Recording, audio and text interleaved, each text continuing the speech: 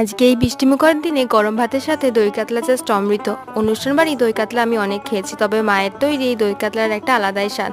বাবা বাজার থেকে কাতলা মাছ এনেছিল, তাই মা দই কাতলা বানিয়ে ফেললো।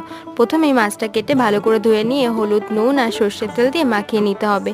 তারপর কড়াইয়ে তেল দিয়ে গরম করে মাছের পিসগুলো দিয়ে দিয়েছি। দু পিঠ হালকা করে ভেজে নিতে হবে। এদিকে দই কাতলার জন্য একটা পেস্ট তৈরি করে নিয়েছি। দই, কাজু বাদাম, পোস্ত দিয়ে মিক্সিতে পেস্ট করে রেখেছি। মাছ ভাজার তেলে এলাচ, লবঙ্গ, দারচিনি আর একটা তেজপাতা দিয়ে নাড়িয়ে পেঁয়াজ বাটা দিয়ে আবারও একটু নাড়িয়ে নিতে হবে, যাতে কাঁচা পেঁয়াজের গন্ধটা না থাকে। একটু ভাজা ভাজা হলে এর মধ্যে আদা, রসুন, কাঁচা লঙ্কা বাটা, স্বাদ মতো নুন আর পেস্ট করে রাখা দইটা দিয়ে দিলাম। এটা পুরো মশলার সাথে মিশিয়ে দিতে হবে।